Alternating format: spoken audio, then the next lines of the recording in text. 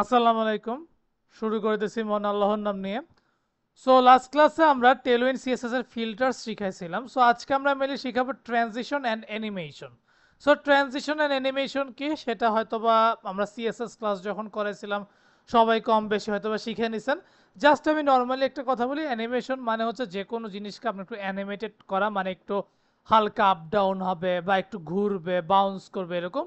And transition মানে হচ্ছে আপনার সৌন্দর্য জিনিসটা বেশি করা। যেমন যারা পাওয়ার পয়েন্ট নিয়ে কাজ করেন তারা আই গেস ট্রানজিশন এবং অ্যানিমেশনটা খুব ভালো করেই জানবেন।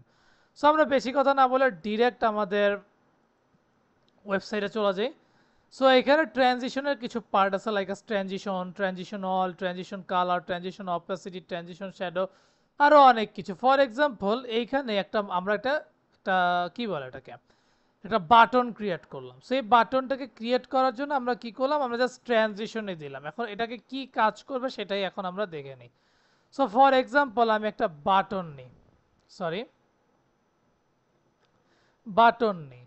সাপোজ বাটনের একটা ক্লাস দিই, বাটনের ক্লাসের মধ্যে সাপোজ আমি বলে দিলাম বিজি ব্লু 600, ঠিক আছে। আর আমি ট্রানজিশন দিয়ে দিলাম, ট্রানজিশন, এখানে বললাম সেভ চেঞ্জেস, ঠিক আছে। এখন যদি আমি টার্মিনালে যাই,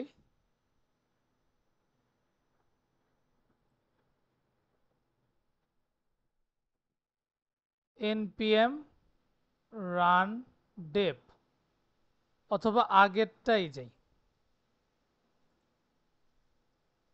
npm রান ডেপ, ওকে। সো আমি যখন ফলো লিঙ্কে ক্লিক করি দেখেন আমার বাটনটা চলে আসছে। এখন এটাকে আমি চাইলে একটু হালকা ডিজাইন করতে পারি।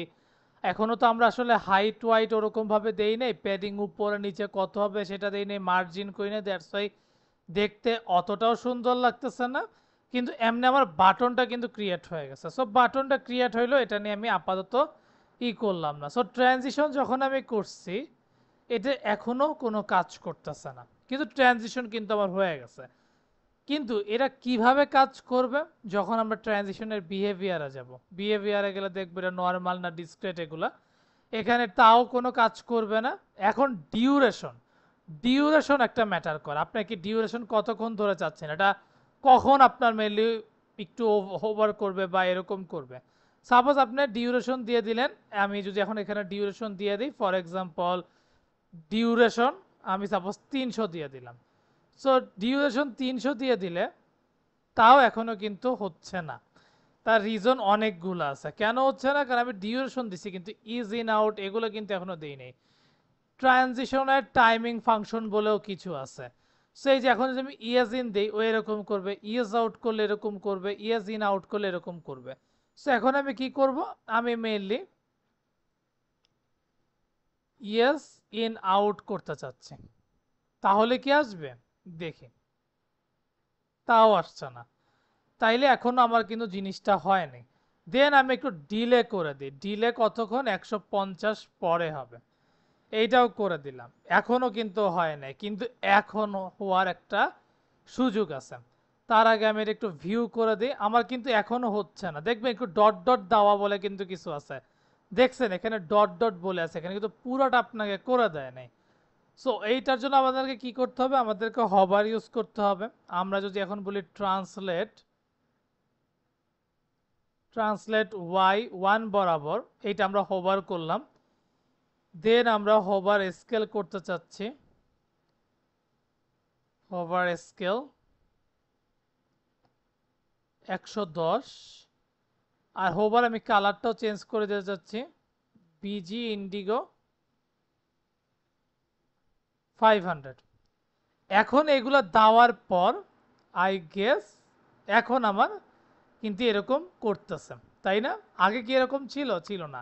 এটা কিসের চেঞ্জ হইলো মেনলি, যখনই আমরা ট্রান্সলেট ওয়াই ওয়ান বরাবর দিলাম এবং স্কেল 110 বরাবর দিলাম।